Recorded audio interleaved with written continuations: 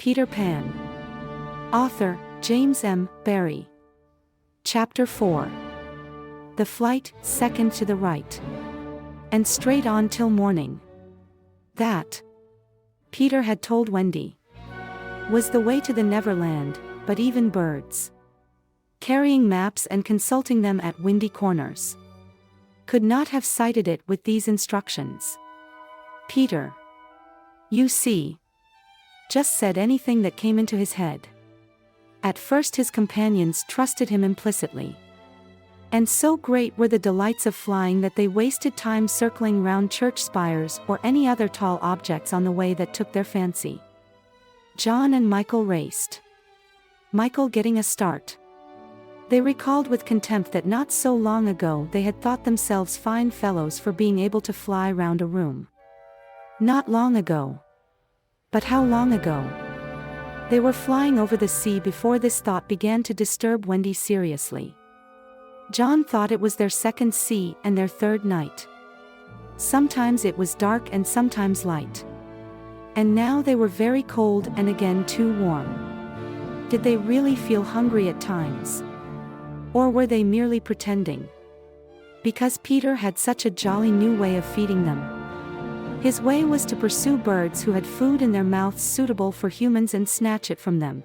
Then the birds would follow and snatch it back, and they would all go chasing each other gaily for miles, parting at last with mutual expressions of goodwill. But Wendy noticed with gentle concern that Peter did not seem to know that this was rather an odd way of getting your bread and butter. Nor even that there are other ways. Certainly they did not pretend to be sleepy. They were sleepy, and that was a danger. For the moment they popped off, down they fell. The awful thing was that Peter thought this funny. There he goes again, he would cry gleefully, as Michael suddenly dropped like a stone. Save him! Save him! Cried Wendy, looking with horror at the cruel sea far below. Eventually Peter would dive through the air and catch Michael just before he could strike the sea. And it was lovely the way he did it, but he always waited till the last moment. And you felt it was his cleverness that interested him and not the saving of human life. Also he was fond of variety. And the sport that engrossed him one moment would suddenly cease to engage him. So there was always the possibility that the next time you fell he would let you go. He could sleep in the air without falling, by merely lying on his back and floating. But this was, partly at least, because he was so light that if you got behind him and blew he went faster. Do be more polite to him, Wendy whispered to John. When they were playing, follow my leader. Then tell him to stop showing off, said John. When playing follow my leader, Peter would fly close to the water and touch each shark's tail in passing. Just as in the street you may run your finger along an iron railing. They could not follow him in this with much success. So perhaps it was rather like showing off. Especially as he kept looking behind to see how many tails they missed. You must be nice to him, Wendy impressed on her brothers. What could we do if he were to leave us? We could go back, Michael said. How could we ever find our way back without him? Well, then, we could go on, said John. That is the awful thing, John. We should have to go on, for we don't know how to stop. This was true. Peter had forgotten to show them how to stop. John said that if the worst came to the worst, all they had to do was to go straight on, for the world was round. And so in time they must come back to their own window. And who is to get food for us? John. I nipped a bit out of that eagle's mouth pretty neatly, Wendy. After the 20th try, Wendy reminded him. And even though we became good at picking up food, see how we bump against clouds and things if he is not near to give us a hand. Indeed they were constantly bumping. They could now fly strongly, though they still kicked far too much, but if they saw a cloud in front of them, the more they tried to avoid it. The more certainly did they bump into it. If Nana had been with them, she would have had a bandage round Michael's forehead by this time. Peter was not with them for the moment, and they felt rather lonely up there by themselves. He could go so much faster than they that he would suddenly shoot out of sight, to have some adventure in which they had no share. He would come down laughing over something fearfully funny he had been saying to a star, but he had already forgotten what it was.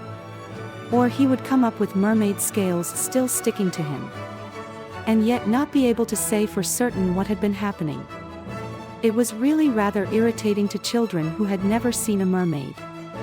And if he forgets them so quickly, Wendy argued, how can we expect that he will go on remembering us? Indeed, sometimes when he returned he did not remember them. At least not well. Wendy was sure of it.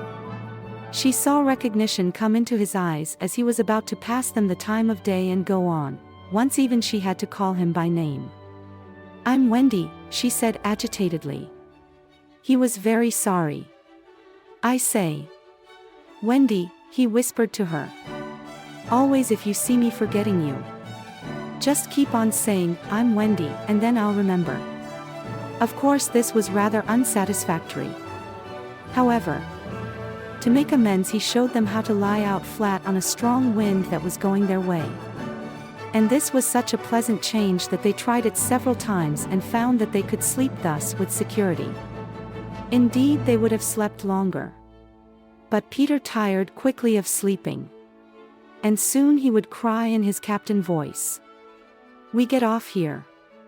So with occasional tiffs, but on the whole rollicking. They drew near the Neverland, for after many moons they did reach it. And, what is more, they had been going pretty straight all the time. Not perhaps so much owing to the guidance of Peter or Tink as because the island was looking for them. It is only thus that anyone may sight those magic shores. "There it is," said Peter calmly. "Where? Where?" "Where all the arrows are pointing." Indeed 1,000,000 golden arrows were pointing it out to the children, all directed by their friend the sun, who wanted them to be sure of their way before leaving them for the night. Wendy and John and Michael stood on tiptoe in the air to get their first sight of the island. Strange to say, they all recognized it at once, and until fear fell upon them they hailed it, not as something long dreamt of and seen at last, but as a familiar friend to whom they were returning home for the holidays. "John, there's the lagoon." "Wendy, look at the turtles burying their eggs in the sand." "I say, John, I see your flamingo with the broken leg." "Look, Michael, there's your cave." "John, what's that in the brushwood?" "It's a wolf with her whelps." "Wendy, I do believe that's your little whelp." "There's my boat." "John, with her sides stove in." "No it isn't."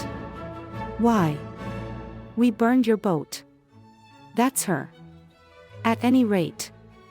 I say, John, I see the smoke of the redskin camp." "Where?" "Show me. And I'll tell you by the way smoke curls whether they are on the warpath." "There. Just across the mysterious river." "I see now. Yes. They are on the warpath right enough." Peter was a little annoyed with them for knowing so much. But if he wanted to lord it over them his triumph was at hand. "For have I not told you that anon fear fell upon them? It came as the arrows went, leaving the island in gloom." In the old days at home the Neverland had always begun to look a little dark and threatening by bedtime.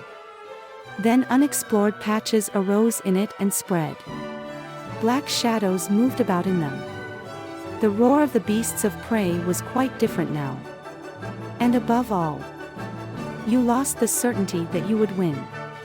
You were quite glad that the night lights were on. You even liked Nana to say that this was just the mantelpiece over here. And that the Neverland was all make-believe. Of course the Neverland had been make-believe in those days. But it was real now. And there were no night lights. And it was getting darker every moment. And where was Nana? They had been flying apart. But they huddled close to Peter now. His careless manner had gone at last. His eyes were sparkling. And a tingle went through them every time they touched his body. They were now over the fearsome island. Flying so low that sometimes a tree grazed their feet. Nothing horrid was visible in the air. Yet their progress had become slow and labored. Exactly as if they were pushing their way through hostile forces. Sometimes they hung in the air until Peter had beaten on it with his fists. "They don't want us to land," he explained. "Who are they?" Wendy whispered, shuddering. But he could not or would not say. Tinker Bell had been asleep on his shoulder. But now he wakened her and sent her on in front.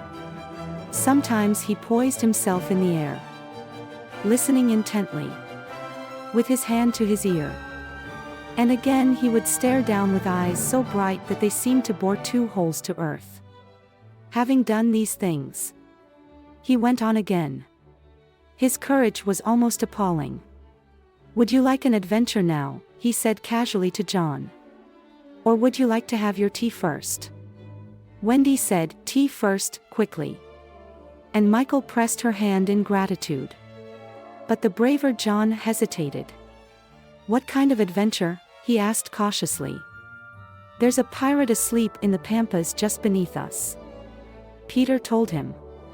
"If you like, we'll go down and kill him." "I don't see him," John said after a long pause. "I do. Suppose," John said, a little huskily, "he were to wake up." Peter spoke indignantly. "You don't think I would kill him while he was sleeping? I would wake him first. And then kill him. That's the way I always do. I say, do you kill many?" "Tons," John said, how ripping, but decided to have tea first. He asked if there were many pirates on the island just now. And Peter said he had never known so many. "Who is captain now?" "Hook," answered Peter. And his face became very stern as he said that hated word. "Jazz, Hook." "I." Then indeed Michael began to cry. And even John could speak in gulps only. For they knew Hook's reputation. He was Blackbeard's bosun. John whispered huskily. "He is the worst of them all. He is the only man of whom Barbecue was afraid." "That's him," said Peter. "What is he like? Is he big?" "He is not so big as he was." "How do you mean?" "I cut off a bit of him." "You?" "Yes." "Me," said Peter sharply. "I wasn't meaning to be disrespectful." "Oh. All right. But, I say." "What bit?" "His right hand." "Then he can't fight now." "Oh. Can't he just?" "Left-hander. He has an iron hook instead of a right hand. And he claws with it." "Claws? I say." "John," said Peter. "Yes. Say." I. Sir. I. Sir. "There is one thing," Peter continued, "that every boy who serves under me has to promise. And so must you." John paled. "It is this. If we meet Hook in open fight, you must leave him to me." "I promise," John said loyally. For the moment they were feeling less eerie. Because Tink was flying with them. And in her light they could distinguish each other. Unfortunately she could not fly so slowly as they. And so she had to go round and round them in a circle in which they moved as in a halo. Wendy quite liked it. Until Peter pointed out the drawbacks. "She tells me," he said, "that the pirates sighted us before the darkness came. And got Long Tom out. The big gun." "Yes. And of course they must see her light. And if they guess we are near it, they are sure to let fly." "Wendy. John. Michael. Tell her to go away at once." "Peter," the three cried simultaneously. But he refused. "She thinks we have lost the way," he replied stiffly. "And she is rather frightened. You don't think I would send her away all by herself when she is frightened?" For a moment the circle of light was broken. And something gave Peter a loving little pinch. "Then tell her," Wendy begged, "to put out her light. She can't put it out. That is about the only thing fairies can't do. It just goes out of itself when she falls asleep. Same as the stars. Then tell her to sleep at once," John almost ordered. "She can't sleep except when she's sleepy. It is the only other thing fairies can't do." "Seems to me," growled John, "these are the only two things worth doing." Here he got a pinch. "But not a loving one. If only one of us had a pocket," Peter said. "We could carry her in it." However, they had set off in such a hurry that there was not a pocket between the four of them. He had a happy idea. John's hat. Tink agreed to travel by hat if it was carried in the hand. John carried it, though she had hoped to be carried by Peter. Presently Wendy took the hat, because John said it struck against his knee as he flew, and this, as we shall see, led to mischief. For Tinker Bell hated to be under an obligation to Wendy. In the black topper the light was completely hidden. And they flew on in silence. It was the stillest silence they had ever known. Broken once by a distant lapping, which Peter explained was the wild beasts drinking at the ford. And again by a rasping sound that might have been the branches of trees rubbing together. But he said it was the redskins sharpening their knives. Even these noises ceased. To Michael the loneliness was dreadful. "If only something would make a sound," he cried, as if in answer to his request. The air was rent by the most tremendous crash he had ever heard. The pirates had fired Long Tom at them. The roar of it echoed through the mountains. And the echoes seemed to cry savagely, "Where are they? Where are they? Where are they?" Thus sharply did the terrified three learn the difference between an island of make-believe and the same island come true. When at last the heavens were steady again, John and Michael found themselves alone in the darkness. John was treading the air mechanically, and Michael, without knowing how to float, was floating.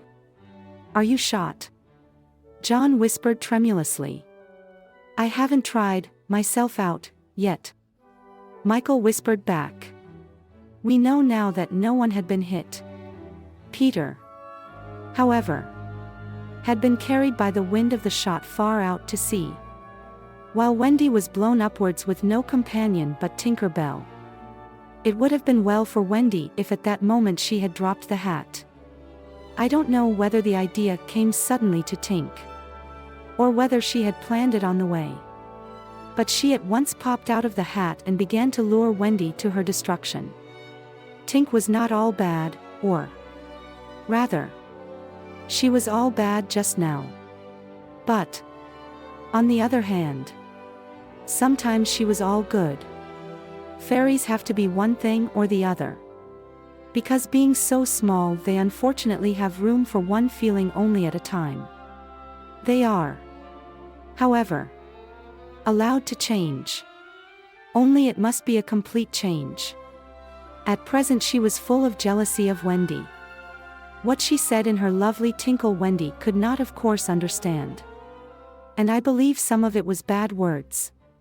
But it sounded kind. And she flew back and forward, plainly meaning, follow me, and all will be well. What else could poor Wendy do? She called to Peter and John and Michael, and got only mocking echoes in reply. She did not yet know that Tink hated her with the fierce hatred of a very woman. And so, bewildered, and now staggering in her flight, she followed Tink to her doom. Chapter 5. The Island Come True. Feeling that Peter was on his way back, the Neverland had again woke into life. We ought to use the pluperfect and say wakened. But woke is better and was always used by Peter. In his absence things are usually quiet on the island. The fairies take an hour longer in the morning. The beasts attend to their young. The redskins feed heavily for 6 days and nights. And when pirates and lost boys meet they merely bite their thumbs at each other. But with the coming of Peter, who hates lethargy, they are underway again. If you put your ear to the ground now, you would hear the whole island seething with life. On this evening the chief forces of the island were disposed as follows. The lost boys were out looking for Peter. The pirates were out looking for the lost boys. The redskins were out looking for the pirates. And the beasts were out looking for the redskins. They were going round and round the island. But they did not meet because all were going at the same rate. All wanted blood except the boys, who liked it as a rule. But tonight were out to greet their captain. The boys on the island vary, of course, in numbers, according as they get killed and so on, and when they seem to be growing up, which is against the rules. Peter thins them out, but at this time there were 6 of them, counting the twins as 2. Let us pretend to lie here among the sugar cane and watch them as they steal by in single file, each with his hand on his dagger. They are forbidden by Peter to look in the least like him. And they wear the skins of the bears slain by themselves, in which they are so round and furry that when they fall they roll. They have therefore become very sure-footed. The first to pass is Toodles. Not the least brave but the most unfortunate of all that gallant band. He had been in fewer adventures than any of them. Because the big things constantly happened just when he had stepped round the corner, all would be quiet. He would take the opportunity of going off to gather a few sticks for firewood. And then when he returned the others would be sweeping up the blood. This ill luck had given a gentle melancholy to his countenance, but instead of souring his nature had sweetened it, so that he was quite the humblest of the boys. Poor kind Toodles! There is danger in the air for you tonight. Take care lest an adventure is now offered you, which, if accepted, will plunge you in deepest woe. Toodles, the fairy Tink, who is bent on mischief this night, is looking for a tool for doing her mischief. And she thinks you are the most easily tricked of the boys. Where Tinker Bell? Would that he could hear us. But we are not really on the island. And he passes by, biting his knuckles. Next comes Nibs, the gay and debonair, followed by Slightly, who cuts whistles out of the trees and dances ecstatically to his own tunes. Slightly is the most conceited of the boys. He thinks he remembers the days before he was lost, with their manners and customs. And this has given his nose an offensive tilt. Curly is 4th, he is a pickle. A person who gets in Pickle's predicaments, and so often has he had to deliver up his person when Peter said sternly, "Stand forth," the one who did this thing, that now at the command he stands forth automatically whether he has done it or not. Last come the twins, who cannot be described because we should be sure to be describing the wrong one. Peter never quite knew what twins were, and his band were not allowed to know anything he did not know. So these two were always vague about themselves, and did their best to give satisfaction by keeping close together in an apologetic sort of way. The boys vanish in the gloom, and after a pause, but not a long pause, For things go briskly on the island. Come the pirates on their track. We hear them before they are seen. And it is always the same dreadful song, a vast belay. Yo ho! Heave to! A pirating we go. And if we're parted by a shot we're sure to meet below. A more villainous looking lot never hung in a row on execution dock. Here. A little in advance. Ever and again with his head to the ground listening. His great arms bare. Pieces of 8 in his ears as ornaments. Is the handsome Italian Secco. Who cut his name in letters of blood on the back of the governor of the prison at Gao. That gigantic black behind him has had many names since he dropped the one with which dusky mothers still terrify their children on the banks of the Guajuemo. Here is Bill Jukes. Every inch of him tattooed. The same Bill Jukes who got 6 dozen on the walrus from Flint before he would drop the bag of moidores, Portuguese gold pieces, and Cookson. Said to be Black Murphy's brother, but this was never proved. And Gentleman Starkey. Once an usher in a public school and still dainty in his ways of killing, and Skylights, Morgan Skylights, and the Irish boatswain Smee. An oddly genial man who stabbed. So to speak. Without offense. And was the only nonconformist in Hook's crew, and noodler. Whose hands were fixed on backwards, and rocked. Mullins and Alf Mason and many another ruffian long known and feared on the Spanish Main. In the midst of them. The blackest and largest in that dark setting. Reclined James Hook. Or as he wrote himself. Jazz Hook. Of whom it is said he was the only man that the sea cook feared. He lay at his ease in a rough chariot drawn and propelled by his men.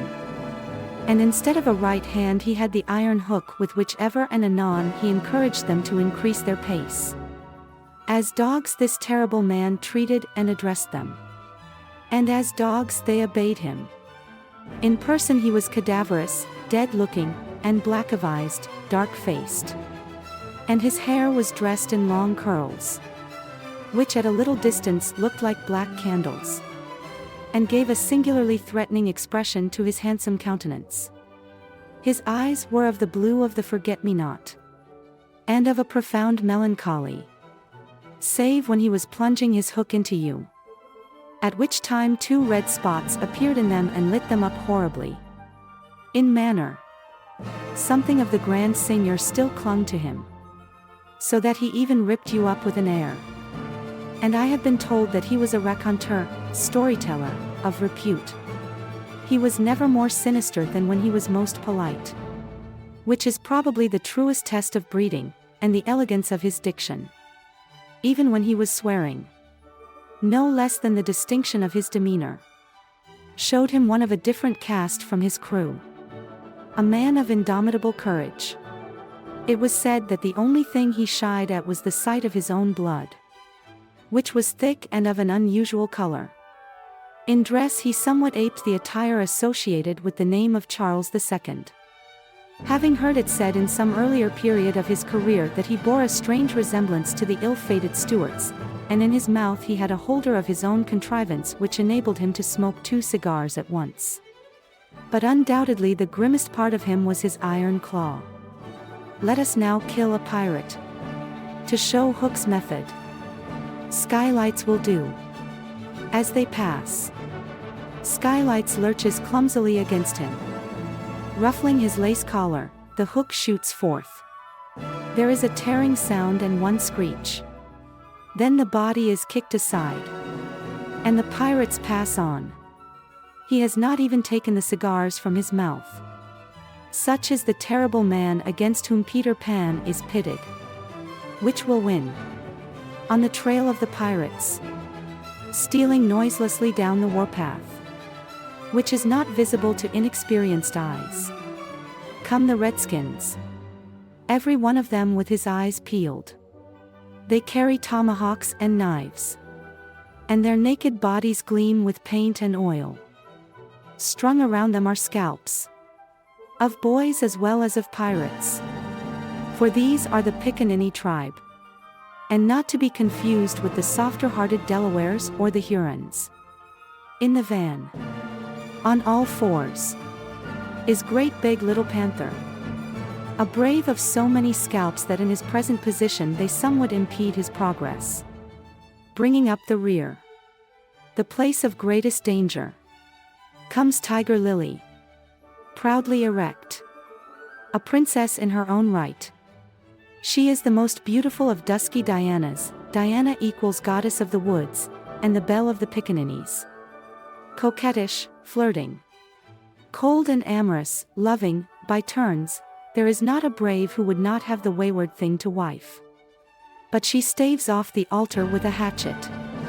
Observe how they pass over fallen twigs without making the slightest noise. The only sound to be heard is their somewhat heavy breathing. The fact is that they are all a little fat just now after the heavy gorging. But in time they will work this off. For the moment, however, it constitutes their chief danger. The redskins disappear as they have come like shadows. And soon their place is taken by the beasts. A great and motley procession, lions, tigers, bears, and the innumerable smaller savage things that flee from them. For every kind of beast, and, more particularly, all the man-eaters, live cheek by jowl on the favored island. Their tongues are hanging out. They are hungry tonight.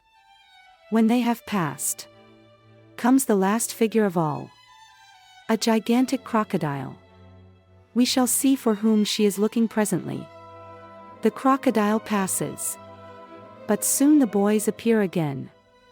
For the procession must continue indefinitely until one of the parties stops or changes its pace. Then quickly they will be on top of each other. All are keeping a sharp lookout in front. But none suspects that the danger may be creeping up from behind. This shows how real the island was. The first to fall out of the moving circle was the boys.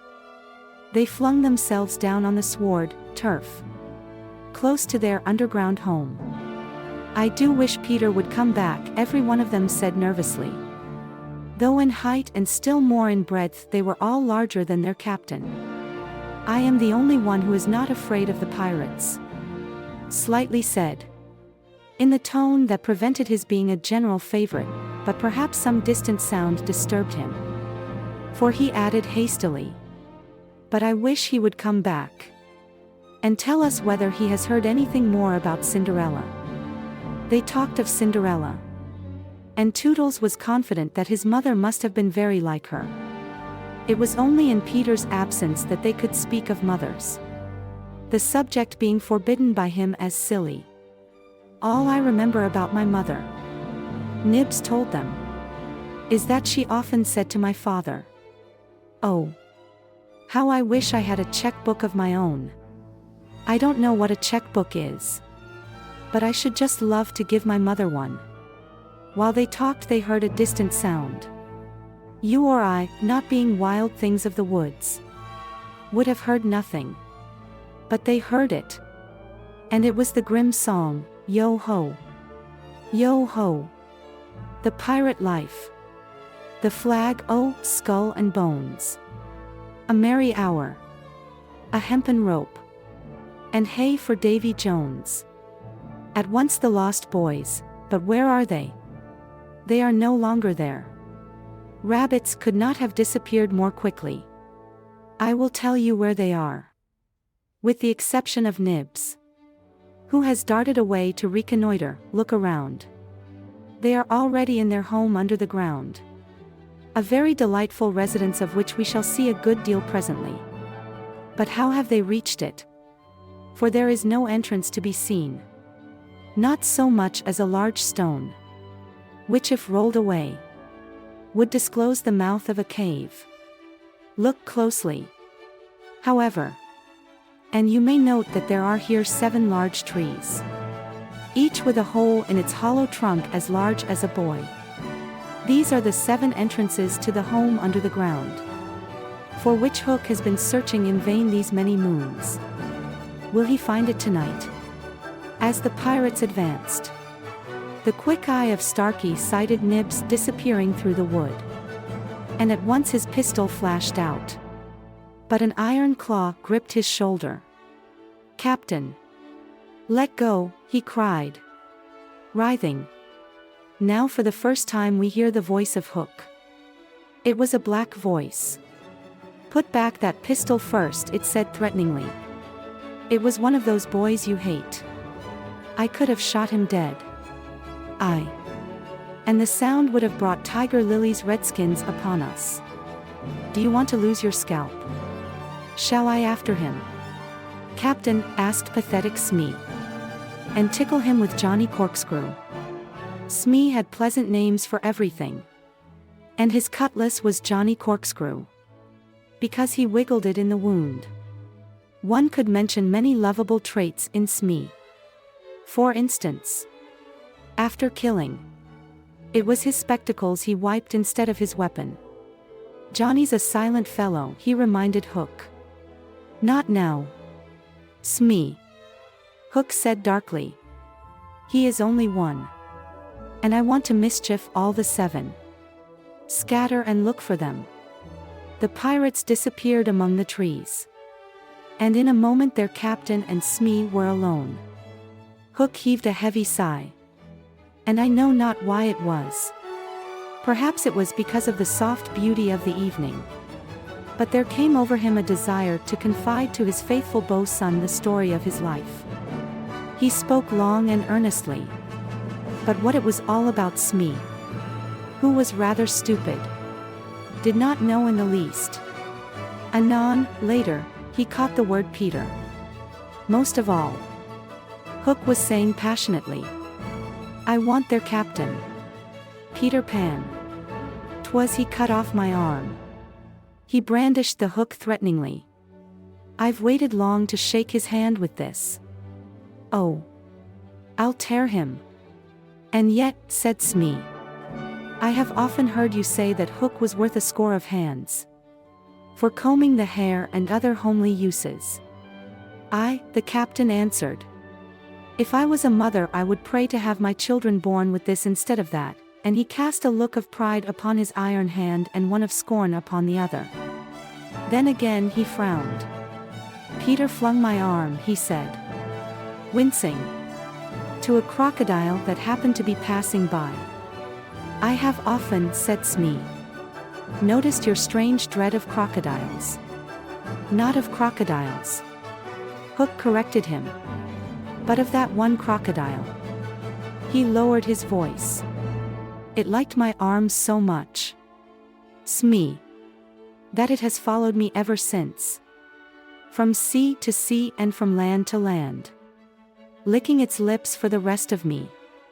"In a way," said Smee, "it's sort of a compliment." "I want no such compliments," Hook barked petulantly. "I want Peter Pan, who first gave the brute its taste for me." He sat down on a large mushroom. And now there was a quiver in his voice. "Smee," he said huskily, "that crocodile would have had me before this. But by a lucky chance it swallowed a clock which goes tick-tick inside it. And so before it can reach me I hear the tick and bolt." He laughed, but in a hollow way. "Some day," said Smee, "the clock will run down. And then he'll get you." Hook wetted his dry lips. He said. "That's the fear that haunts me." Since sitting down he had felt curiously warm. "Smee," he said, "this seat is hot." He jumped up. "Odds bobs. Hammer and tongs, I'm burning." They examined the mushroom, which was of a size and solidity unknown on the mainland. They tried to pull it up, and it came away at once in their hands, for it had no root. Stranger still, smoke began at once to ascend. The pirates looked at each other. "A chimney," they both exclaimed. They had indeed discovered the chimney of the home under the ground. It was the custom of the boys to stop it with a mushroom when enemies were in the neighborhood. Not only smoke came out of it. There came also children's voices. For so safe did the boys feel in their hiding place that they were gaily chattering. The pirates listened grimly. And then replaced the mushroom.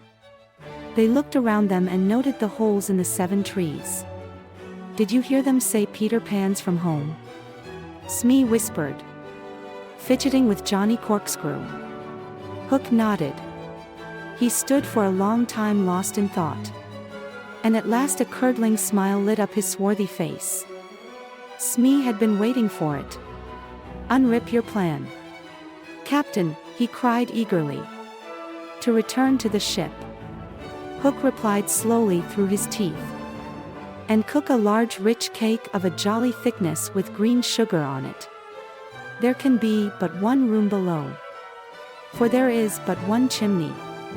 The silly moles had not the sense to see that they did not need a door apiece. "That shows they have no mother. We will leave the cake on the shore of the mermaid's lagoon. These boys are always swimming about there, playing with the mermaids. They will find the cake and they will gobble it up. Because, having no mother, they don't know how dangerous 'tis to eat rich damp cake." He burst into laughter. Not hollow laughter now, but honest laughter. "Aha! They will die." Smee had listened with growing admiration. "It's the wickedest, prettiest policy ever I heard of," he cried. And in their exultation they danced and sang, "Avast! Belay! When I appear, by fear there overtook, knots left upon your bones when you have shaken claws with hook." They began the verse. But they never finished it. For another sound broke in and stilled them. There was at first such a tiny sound that a leaf might have fallen on it and smothered it. But as it came nearer it was more distinct. Tick tick tick tick. Hook stood shuddering. 1 foot in the air. "The crocodile," he gasped. And bounded away. Followed by his bosun. It was indeed the crocodile. It had passed the redskins, who were now on the trail of the other pirates. It oozed on after Hook. Once more the boys emerged into the open, but the dangers of the night were not yet over. For presently Nibs rushed breathless into their midst, pursued by a pack of wolves. The tongues of the pursuers were hanging out, the baying of them was horrible. "Save me! Save me!" cried Nibs, falling on the ground. "But what can we do? What can we do?" It was a high compliment to Peter that at that dire moment their thoughts turned to him. What would Peter do? They cried simultaneously. Almost in the same breath they cried. Peter would look at them through his legs. And then, let us do what Peter would do. It is quite the most successful way of defying wolves. And as one boy they bent and looked through their legs. The next moment is the long one. But victory came quickly. For as the boys advanced upon them in the terrible attitude, the wolves dropped their tails and fled. Now Nibs rose from the ground. And the others thought that his staring eyes still saw the wolves. But it was not wolves he saw. "I have seen a wonderfuler thing," he cried, as they gathered round him eagerly. "A great white bird. It is flying this way." "What kind of a bird, do you think?" "I don't know," Nibs said, awestruck. "But it looks so weary. And as it flies it moans. Poor Wendy. Poor Wendy." "I remember," said Slightly instantly. "There are birds called Wendies. See. It comes," cried Curly, pointing to Wendy in the heavens. Wendy was now almost overhead. And they could hear her plaintive cry. But more distinct came the shrill voice of Tinker Bell. The jealous fairy had now cast off all disguise of friendship, and was darting at her victim from every direction, pinching savagely each time she touched. "Hullo! Tink, cried the wondering boys. Tink's reply rang out, Peter wants you to shoot the Wendy. It was not in their nature to question when Peter ordered. Let us do what Peter wishes, cried the simple boys. Quick! Bows and arrows. All but Toodles popped down their trees. He had a bow and arrow with him. And Tink noted it. And rubbed her little hands. Quick! Toodles! Quick, she screamed. Peter will be so pleased. Toodles excitedly fitted the arrow to his bow. Out of the way. Tink, he shouted. And then he fired. And Wendy fluttered to the ground with an arrow in her breast. Chapter 6. The Little House. Foolish Toodles was standing like a conqueror over Wendy's body when the other boys sprang. Armed. From their trees. You are too late, he cried proudly. I have shot the Wendy. Peter will be so pleased with me. Overhead Tinker Bell shouted, silly ass, and darted into hiding.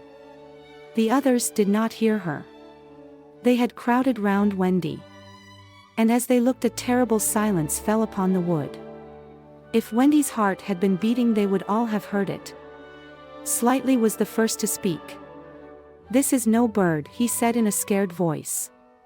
I think this must be a lady. A lady, said Toodles. And fell a trembling. And we have killed her. Nib said hoarsely. They all whipped off their caps. Now I see. Curly said, Peter was bringing her to us. He threw himself sorrowfully on the ground. A lady to take care of us at last, said one of the twins. And you have killed her. They were sorry for him. But sorrier for themselves. And when he took a step nearer them, they turned from him. Toodles' face was very white. But there was a dignity about him now that had never been there before. I did it, he said. Reflecting. When ladies used to come to me in dreams. I said. Pretty mother. Pretty mother. But when at last she really came. I shot her. He moved slowly away. Don't go, they called in pity. I must, he answered. Shaking, I am so afraid of Peter. It was at this tragic moment that they heard a sound which made the heart of every one of them rise to his mouth. They heard Peter crow. Peter, they cried. For it was always thus that he signaled his return. Hide her, they whispered. And gathered hastily around Wendy. But Toodles stood aloof. Again came that ringing crow. And Peter dropped in front of them. Greetings. Boys, he cried. And mechanically they saluted. And then again was silence. He frowned. I am back, he said hotly. Why do you not cheer? They opened their mouths. But the cheers would not come. He overlooked it in his haste to tell the glorious tidings. Great news. Boys, he cried. I have brought at last a mother for you all. Still no sound. Except a little thud from Toodles as he dropped on his knees. Have you not seen her? Asked Peter. Becoming troubled. She flew this way. Ah me, one voice said. And another said. Oh. Mournful day. Toodles rose. Peter, he said quietly. I will show her to you, and when the others would still have hidden her, he said. Back. Twins. Let Peter see. So they all stood back. And let him see. And after he had looked for a little time, he did not know what to do next. She is dead, he said uncomfortably. Perhaps she is frightened at being dead. He thought of hopping off in a comic sort of way till he was out of sight of her. And then never going near the spot any more. They would all have been glad to follow if he had done this. But there was the arrow. He took it from her heart and faced his band. Whose arrow? He demanded sternly. Mine. Peter, said Toodles on his knees. Oh. Dastard hand. Peter said. And he raised the arrow to use it as a dagger. Toodles did not flinch. He bared his breast. Strike. Peter, he said firmly. Strike true. Twice did Peter raise the arrow. And twice did his hand fall.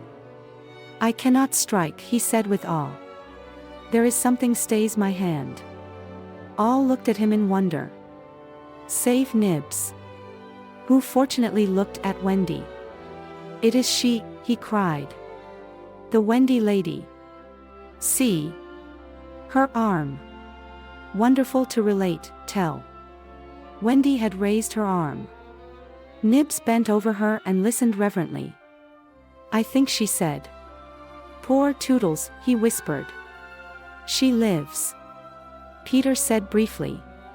Slightly cried instantly. The Wendy lady lives. Then Peter knelt beside her and found his button. You remember she had put it on a chain that she wore round her neck. See, he said. The arrow struck against this. It is the kiss I gave her. It has saved her life. I remember kisses. Slightly interposed quickly. Let me see it. That's a kiss. Peter did not hear him. He was begging Wendy to get better quickly, so that he could show her the mermaids. Of course she could not answer yet, being still in a frightful faint, but from overhead came a wailing note. Listen to Tink, said Curly. She is crying because the Wendy lives. Then they had to tell Peter of Tink's crime. And almost never had they seen him look so stern. Listen. Tinker Bell, he cried. I am your friend no more. Begone from me forever. She flew onto his shoulder and pleaded. But he brushed her off.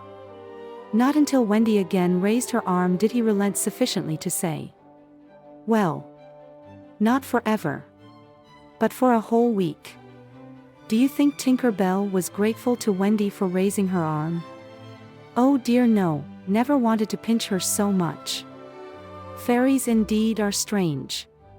And Peter, who understood them best, often cuffed, slapped them. But what to do with Wendy in her present delicate state of health?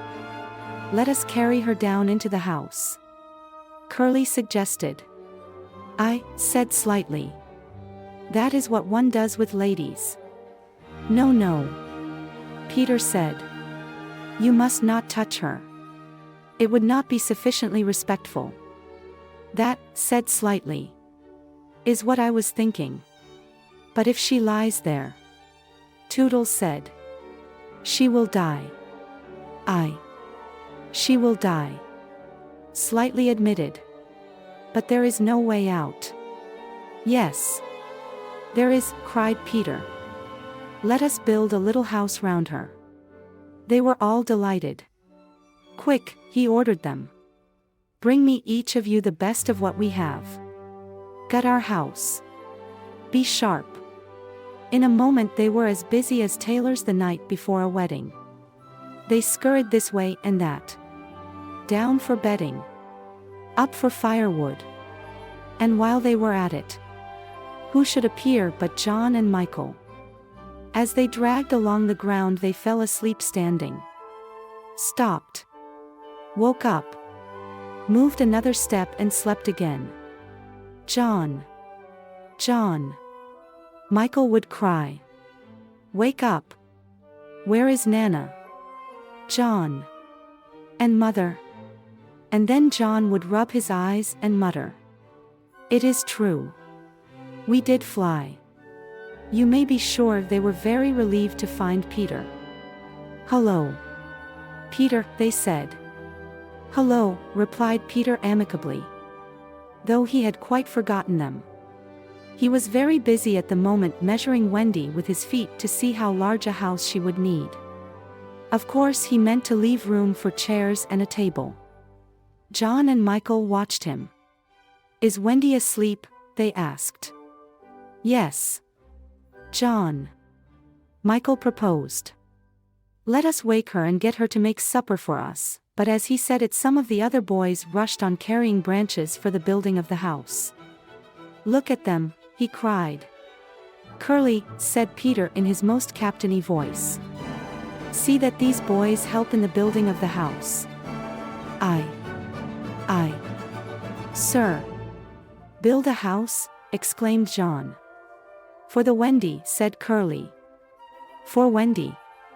John said. Aghast. Why? She is only a girl. That, explained Curly, is why we are her servants. You? Wendy's servants? Yes, said Peter. And you also. Away with them. The astounded brothers were dragged away to hack and hew and carry. Chairs and a fender, fireplace, first. Peter ordered. Then we shall build a house round them. I said slightly. That is how a house is built, it all comes back to me. Peter thought of everything. Slightly, he cried. Fetch a doctor. I said slightly at once. And disappeared. Scratching his head. But he knew Peter must be obeyed. And he returned in a moment. Wearing John's hat and looking solemn. Please. Sir, said Peter. Going to him. Are you a doctor? The difference between him and the other boys at such a time was that they knew it was make-believe. While to him make-believe and true were exactly the same thing. This sometimes troubled them. As when they had to make believe that they had had their dinners. If they broke down in their make-believe, he rapped them on the knuckles. Yes. My little man. Slightly anxiously replied. Who had chapped knuckles? Please. Sir. Peter explained. A lady lies very ill. She was lying at their feet. But slightly had the sense not to see her. Tut. Tut. Tut. He said. Where does she lie? In yonder glade. I will put a glass thing in her mouth, said Slightly. And he made believe to do it. While Peter waited. It was an anxious moment when the glass thing was withdrawn. How is she? Inquired Peter. Tut. Tut. Tut, said Slightly. This has cured her. I am glad. Peter cried. I will call again in the evening. Slightly said, give her beef tea out of a cup with a spout to it, but after he had returned the hat to John he blew big breaths. Which was his habit on escaping from a difficulty. In the meantime the wood had been alive with the sound of axes. Almost everything needed for a cozy dwelling already lay at Wendy's feet. If only we knew, said one. The kind of house she likes best. Peter, shouted another. She is moving in her sleep. Her mouth opens, cried a third. Looking respectfully into it. Oh. Lovely. Perhaps she is going to sing in her sleep, said Peter. Wendy. Sing the kind of house you would like to have. Immediately. Without opening her eyes. Wendy began to sing, I wish I had a pretty house. The littlest ever seen. With funny little red walls and roof of mossy green. They gurgled with joy at this. For by the greatest good luck the branches they had brought were sticky with red sap. And all the ground was carpeted with moss. As they rattled up the little house they broke into song themselves. We've built the little walls and roof and made a lovely door. So tell us. Mother Wendy. What are you wanting more? To this she answered greedily, oh. Really next I think I'll have gay windows all about. With roses peeping in. You know. And babies peeping out. With a blow of their fists they made windows. And large yellow leaves were the blinds. But roses? Roses, cried Peter sternly. Quickly they made believe to grow the loveliest roses up the walls. Babies? To prevent Peter ordering babies, they hurried into song again. We've made the roses peeping out. The babes are at the door. We cannot make ourselves. You know. 'Cause we've been made before. Peter, seeing this to be a good idea, at once pretended that it was his own. The house was quite beautiful. And no doubt Wendy was very cozy within. Though, of course, they could no longer see her. Peter strode up and down, ordering finishing touches. Nothing escaped his eagle eyes. Just when it seemed absolutely finished, "There's no knocker on the door," he said. They were very ashamed. But Toodles gave the sole of his shoe. And it made an excellent knocker. Absolutely finished now. They thought. Not a bit of it. There's no chimney. Peter said, "We must have a chimney." "It certainly does need a chimney," said John importantly. This gave Peter an idea. He snatched the hat off John's head, knocked out the bottom, top, and put the hat on the roof. The little house was so pleased to have such a capital chimney that, as if to say thank you, smoke immediately began to come out of the hat. Now really and truly it was finished. Nothing remained to do but to knock. "All look your best," Peter warned them. First impressions are awfully important. He was glad no one asked him what first impressions are. They were all too busy looking their best. He knocked politely. And now the wood was as still as the children. Not a sound to be heard except from Tinker Bell, who was watching from a branch and openly sneering. What the boys were wondering was, would anyone answer the knock? If a lady, what would she be like? The door opened and a lady came out. It was Wendy. They all whipped off their hats. She looked properly surprised. And this was just how they had hoped she would look. "Where am I?" she said. Of course Slightly was the first to get his word in. "Wendy lady," he said rapidly. "For you we built this house." "Oh. Say you're pleased," cried Nibs. "Lovely. Darling house," Wendy said. And they were the very words they had hoped she would say. "And we are your children," cried the twins. Then all went on their knees, and holding out their arms cried, "Oh Wendy lady, be our mother." "Ought I?"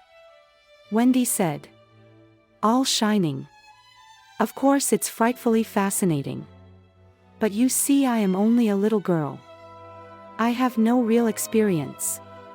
"That doesn't matter," said Peter, as if he were the only person present who knew all about it, though he was really the one who knew least. "What we need is just a nice motherly person." "Oh dear," Wendy said. "You see, I feel that is exactly what I am."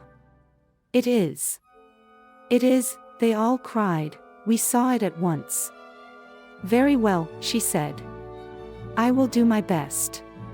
Come inside at once. You naughty children, I am sure your feet are damp. And before I put you to bed, I have just time to finish the story of Cinderella." In they went. I don't know how there was room for them, but you can squeeze very tight in the Neverland. And that was the first of the many joyous evenings they had with Wendy. By and by she tucked them up in the great bed in the home under the trees. But she herself slept that night in the little house. And Peter kept watch outside with drawn sword. For the pirates could be heard carousing far away and the wolves were on the prowl. The little house looked so cozy and safe in the darkness, with a bright light showing through its blinds, and the chimney smoking beautifully, and Peter standing on guard. After a time he fell asleep, and some unsteady fairies had to climb over him on their way home from an orgy. Any of the other boys obstructing the fairy path at night they would have mischieved. But they just tweaked Peter's nose and passed on. Chapter 7. The Home Under the Ground. One of the first things Peter did next day was to measure Wendy and John and Michael for hollow trees. Hook, you remember, had sneered at the boys for thinking they needed a tree apiece. But this was ignorance. For unless your tree fitted you, it was difficult to go up and down. And no two of the boys were quite the same size. Once you fitted, you drew in, let out, your breath at the top. And down you went at exactly the right speed. While to ascend you drew in and let out alternately. And so wriggled up. Of course, when you have mastered the action, you are able to do these things without thinking of them. And nothing can be more graceful. But you simply must fit.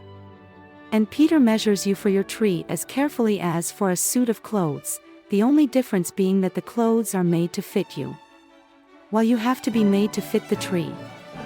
Usually it is done quite easily, as by your wearing too many garments or too few. But if you are bumpy in awkward places or the only available tree is an odd shape, Peter does some things to you. And after that you fit. Once you fit, great care must be taken to go on fitting. And this, as Wendy was to discover to her delight, keeps a whole family in perfect condition. Wendy and Michael fitted their trees at the first try. But John had to be altered a little. After a few days' practice they could go up and down as gaily as buckets in a well. And how ardently they grew to love their home under the ground, especially Wendy. It consisted of one large room, as all houses should do, with a floor in which you could dig for worms if you wanted to go fishing. And in this floor grew stout mushrooms of a charming color, which were used as stools. A never tree tried hard to grow in the center of the room. But every morning they sawed the trunk through, level with the floor. By tea time it was always about 2 feet high. And then they put a door on top of it, the whole thus becoming a table, as soon as they cleared away. They sawed off the trunk again. And thus there was more room to play. There was an enormous fireplace which was in almost any part of the room where you cared to light it. And across this Wendy stretched strings, made of fiber, from which she suspended her washing. The bed was tilted against the wall by day, and let down at 6:30, when it filled nearly half the room, and all the boys slept in it, except Michael, lying like sardines in a tin. There was a strict rule against turning round until one gave the signal. When all turned at once, Michael should have used it also. But Wendy would have desired a baby. And he was the littlest. And you know what women are. And the short and long of it is that he was hung up in a basket. It was rough and simple, and not unlike what baby bears would have made of an underground house in the same circumstances. But there was one recess in the wall, no larger than a bird cage, which was the private apartment of Tinker Bell. It could be shut off from the rest of the house by a tiny curtain, which Tink, who was most fastidious, particular, always kept drawn when dressing or undressing. No woman, however large, could have had a more exquisite boudoir, dressing room, and bedchamber combined. The couch, as she always called it, was a genuine queen mab, with club legs, and she varied the bedspreads according to what fruit blossom was in season. Her mirror was a Puss in Boots, of which there are now only 3, unchipped. Known to fairy dealers, the washstand was pie crust and reversible. The chest of drawers an authentic Charming VI. And the carpet and rugs the best, the early period of Marjorie and Robin. There was a chandelier from Tiddlywinks for the look of the thing. But of course she lit the residence herself. Tink was very contemptuous of the rest of the house, as indeed was perhaps inevitable. And her chamber, though beautiful, looked rather conceited, having the appearance of a nose permanently turned up. I suppose it was all especially entrancing to Wendy. Because those rampageous boys of hers gave her so much to do. Really, there were whole weeks when, except perhaps with a stocking in the evening, she was never above ground. The cooking, I can tell you, kept her nose to the pot. And even if there was nothing in it, even if there was no pot, she had to keep watching that it came a boil just the same. You never exactly knew whether there would be a real meal or just a make-believe. It all depended upon Peter's whim. He could eat. Really eat. If it was part of a game. But he could not stodge, cram down the food, just to feel stodgy, stuffed with food. Which is what most children like better than anything else, the next best thing being to talk about it. Make-believe was so real to him that during a meal of it you could see him getting rounder. Of course it was trying. But you simply had to follow his lead. And if you could prove to him that you were getting loose for your tree, he let you stodge. Wendy's favorite time for sewing and darning was after they had all gone to bed. Then, as she expressed it, she had a breathing time for herself, and she occupied it in making new things for them. And putting double pieces on the knees. For they were almost frightfully hard on their knees. When she sat down to a basketful of their stockings, every heel with a hole in it, she would fling up her arms and exclaim, "Oh dear! I am sure I sometimes think spinsters are to be envied." Her face beamed when she exclaimed this. You remember about her pet wolf? Well, it very soon discovered that she had come to the island and it found her out. And they just ran into each other's arms. After that it followed her about everywhere. As time wore on, did she think much about the beloved parents she had left behind her? This is a difficult question. Because it is quite impossible to say how time does wear on in the Neverland, where it is calculated by moons and suns. And there are ever so many more of them than on the mainland. But I am afraid that Wendy did not really worry about her father and mother. She was absolutely confident that they would always keep the window open for her to fly back by. And this gave her complete ease of mind. What did disturb her at times was that John remembered his parents vaguely only, as people he had once known, while Michael was quite willing to believe that she was really his mother. These things scared her a little. And nobly anxious to do her duty, she tried to fix the old life in their minds by setting them examination papers on it, as like as possible to the ones she used to do at school. The other boys thought this awfully interesting, and insisted on joining. And they made slates for themselves, and sat round the table, writing and thinking hard about the questions she had written on another slate and passed round. They were the most ordinary questions. What was the color of mother's eyes? Which was taller, father or mother? Was mother blonde or brunette? Answer all three questions if possible. A. Write an essay of not less than 40 words on how I spent my last holidays. Or the characters of father and mother compared. Only one of these to be attempted. Or, 1. Describe mother's laugh. 2. Describe father's laugh. 3. Describe mother's party dress. 4. Describe the kennel and its inmate. They were just everyday questions like these. And when you could not answer them you were told to make a cross, and it was really dreadful what a number of crosses even John made. Of course the only boy who replied to every question was Slightly. And no one could have been more hopeful of coming out first. But his answers were perfectly ridiculous. And he really came out last, a melancholy thing. Peter did not compete. For one thing, he despised all mothers except Wendy. And for another, he was the only boy on the island who could neither write nor spell, not the smallest word. He was above all that sort of thing. By the way, the questions were all written in the past tense. What was the color of mother's eyes? And so on.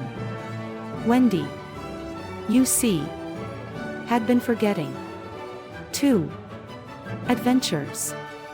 of course, as we shall see, were of daily occurrence, but about this time Peter invented, with Wendy's help, a new game that fascinated him enormously, until he suddenly had no more interest in it, which, as you have been told, was what always happened with his games. It consisted in pretending not to have adventures, in doing the sort of thing John and Michael had been doing all their lives. Sitting on stools flinging balls in the air, pushing each other, going out for walks and coming back without having killed so much as a grizzly. To see Peter doing nothing on a stool was a great sight. He could not help looking solemn at such times. To sit still seemed to him such a comic thing to do. He boasted that he had gone walking for the good of his health. For several suns these were the most novel of all adventures to him, and John and Michael had to pretend to be delighted also, otherwise he would have treated them severely. He often went out alone, and when he came back you were never absolutely certain whether he had had an adventure or not. He might have forgotten it so completely that he said nothing about it, and then when you went out you found the body, and, on the other hand, he might say a great deal about it, and yet you could not find the body. Sometimes he came home with his head bandaged, and then Wendy cooed over him and bathed it in lukewarm water, while he told a dazzling tale. But she was never quite sure. You know, there were, however, many adventures which she knew to be true because she was in them herself. And there were still more that were at least partly true, for the other boys were in them and said they were wholly true.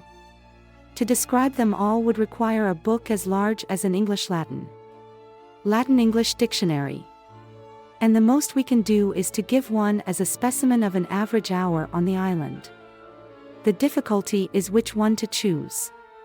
Should we take the brush with the Redskins at Slightly Gulch? It was a sanguinary affair, and especially interesting as showing one of Peter's peculiarities, which was that in the middle of a fight he would suddenly change sides. At the Gulch, when victory was still in the balance, sometimes leaning this way and sometimes that, he called out, "I'm Redskin today, what are you?" "Toodles." And Toodles answered, "Redskin, what are you?" "Nibs," and Nibs said, "Redskin, what are you twin?" and so on, and they were all Redskins, and of course this would have ended the fight had not the real Redskins, fascinated by Peter's methods, agreed to be lost boys for that once. And so at it they all went again, more fiercely than ever. The extraordinary upshot of this adventure was, but we have not decided yet that this is the adventure we are to narrate. Perhaps a better one would be the night attack by the Redskins on the house under the ground, when several of them stuck in the hollow trees and had to be pulled out like corks. Or we might tell how Peter saved Tiger Lily's life in the mermaid's lagoon, and so made her his ally.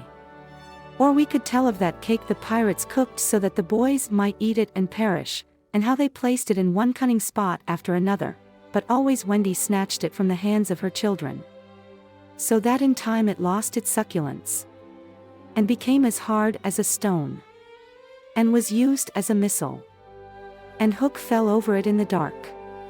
Or suppose we tell of the birds that were Peter's friends, particularly of the never bird that built in a tree overhanging the lagoon, and how the nest fell into the water, and still the bird sat on her eggs, and Peter gave orders that she was not to be disturbed. That is a pretty story, and the end shows how grateful a bird can be, but if we tell it we must also tell the whole adventure of the lagoon, which would of course be telling two adventures rather than just one. A shorter adventure, and quite as exciting, was Tinker Bell's attempt, with the help of some street fairies, to have the sleeping Wendy conveyed on a great floating leaf to the mainland. Fortunately the leaf gave way and Wendy woke, thinking it was bath time, and swam back.